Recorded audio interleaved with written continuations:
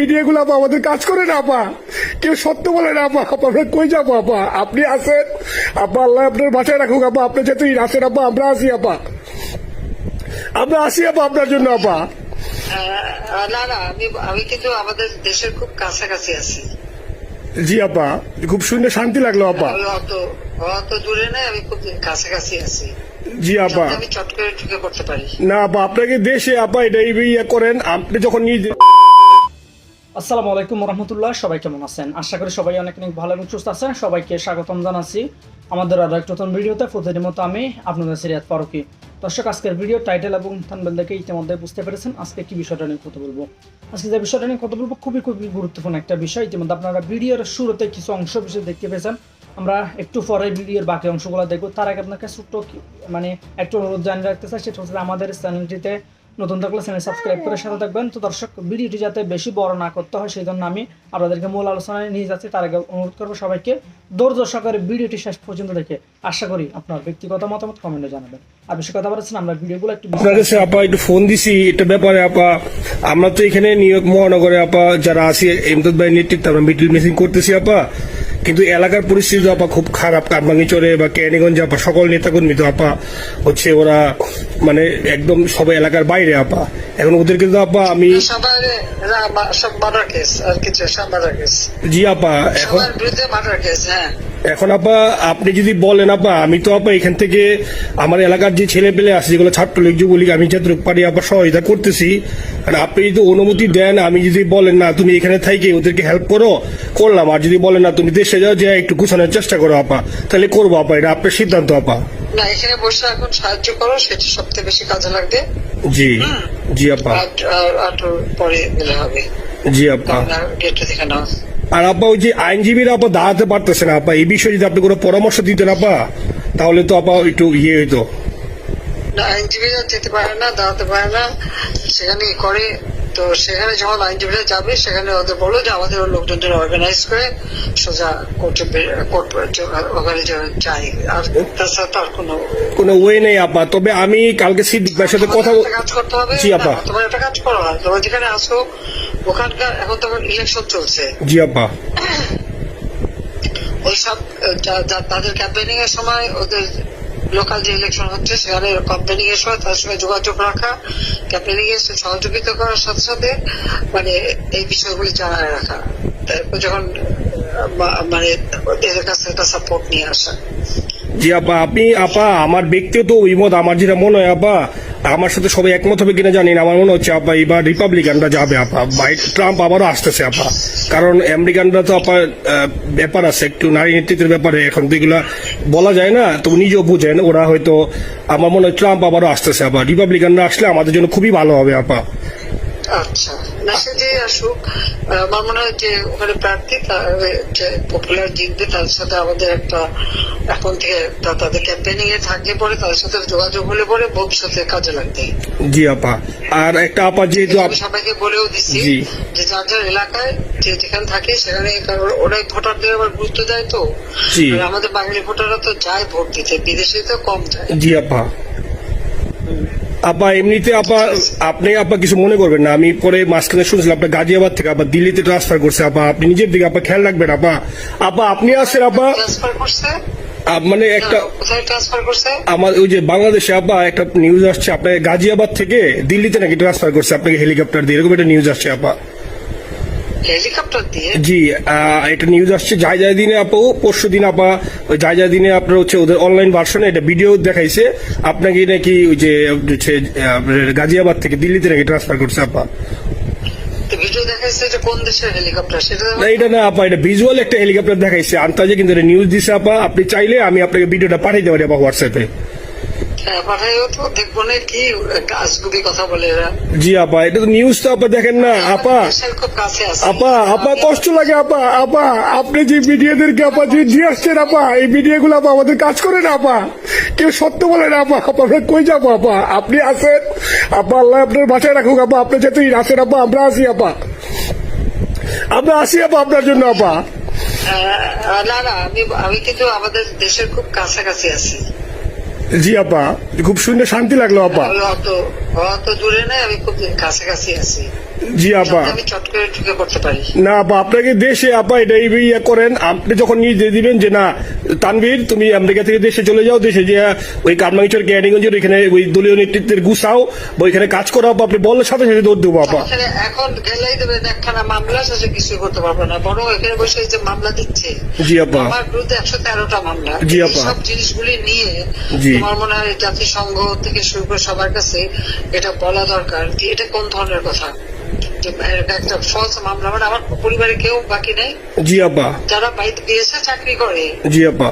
সবার নয় মামলা। জি আপা, সবার নয় মামলা দিয়েছে আপা। আর হয়রানি করার জন্য জি যারা একদিন হিউম্যান রাইটসের কথা বলতো, যারা অপোজিশন স্পেস দেওয়ার কথা বলতো, তারা জি। কই? এই কথাগুলি তার সামনে তুলতে হবে, বলতে হবে এবং লোকালোকদের বলতে হবে। দ্বিতীয় কথা হচ্ছে আমরা থাকতে দেশের যে অবস্থা ছিল, এখন তো দেশের অবস্থা যে খারাপ, ভয়ঙ্কর আপা। আবার সেই দরিদ্র সীমার নিচে চলে যাচ্ছে, জি আপা। মানুষের খাবার নাই, জি। সব বন্ধ করে দিচ্ছে, জি আপা। আর সব টাকা লুটে খাচ্ছে, ব্যাংকের টাকা সব লুটে খাচ্ছে। জি আপা। আপা আপনি আপা এই যে দেখেন, আপনি দেখেন আপা মিডিয়া আপা, মিডিয়া কতটুক অন্ধকার আপা। দেখেন আপনার বিরুদ্ধে যে অভিযোগটা আনছে ওই যে রাশিয়ার রূপপুর পারমাণবিক কেন্দ্রের, যেখানে রাশিয়া সরাসরি বলছে এমন কোনো ঘটনা ঘটে নাই, ওইটা ওরা প্রচার করে না আপা, ওইটা ওরা প্রচার করে না। না করলো তাতে কিছু আসে যায় না। এসব মানুষ যদি গাধা হয় আমার কিছু বলার নাই। 13 বিলিয়নের ডলারের থেকে যদি আমি 500 নিয়ে নিই তাহলে এটা হাস্যকর ব্যাপার আপা। এটা এটা কি একটা হাস্যকর ব্যাপার, 13 বিলিয়নের থেকে 5 বিলিয়ন আপনি নিয়ে নিচ্ছেন, এটা হাস্যকর কথা আপা। হ্যাঁ, এত বোকা যদি হয় আমার তো বলার কিছু নাই। জি আপা। আর টিউলিপরা জয়েছে, টিউলিপ তো বাচ্চা একটা মেয়ে, ও তো তখন এমপিও না, কিছুই না।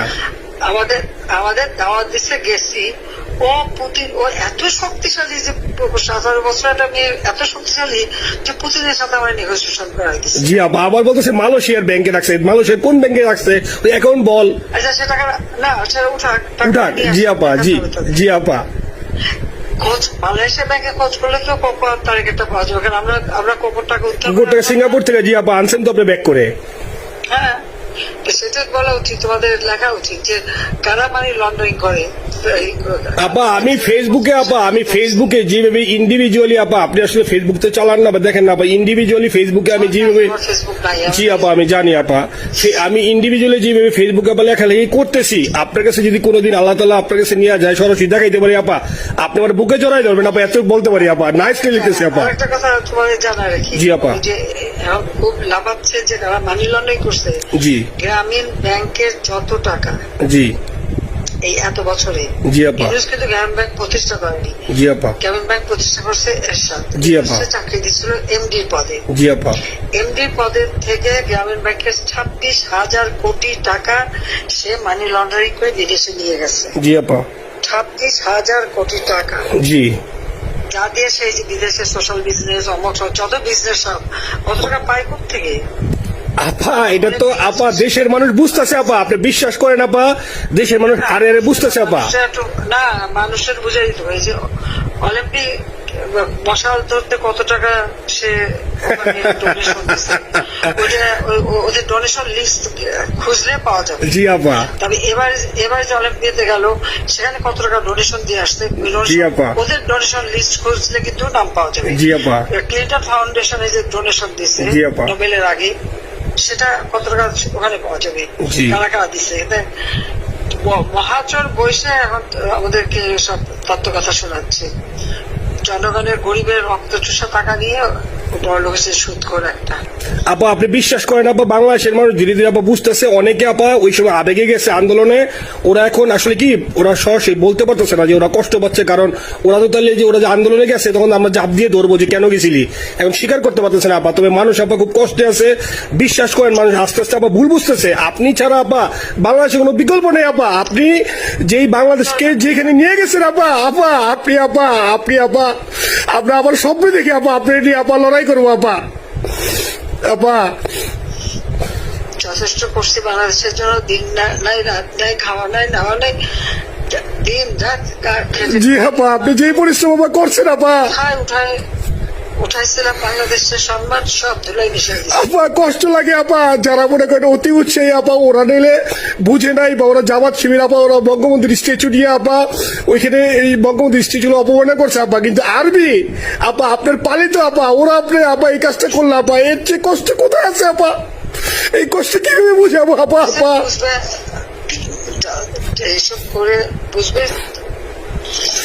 এখন আপা তাইলে আমরা ওই যে আপনার এই বিষয়টা এখানে যে সিডিডের গুলো আছে আপা, এই মামলাগুলো নথিগুলো ইংলিশে ট্রান্সলেশন করে আপা ওই যে সিডিডের গুলো গেছে আপা অফিস গুলোতে পাঠানো শুরু করি আপা।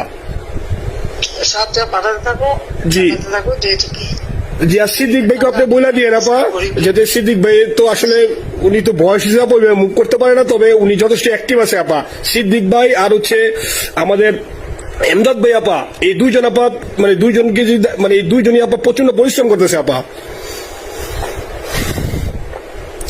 আপা যে এখন আপনি বলছেন তাহলে আপনার ওই যে কামাইচর বা ক্যানিং যাওয়ার দরকার নেই আপা, এখন তাহলে আমি বিদেশে বসে ওদেরকে আপা হেল্প করার চেষ্টা করি আপা।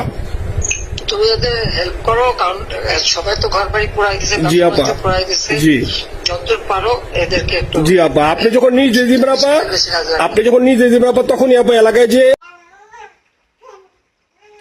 তো প্রিয় দর্শক, ইতিমধ্যে আপনারা সবাই ভিডিওগুলো দেখে আশা করি বুঝতে পেরেছেন আজকের ভিডিওর বিষয়বস্তু।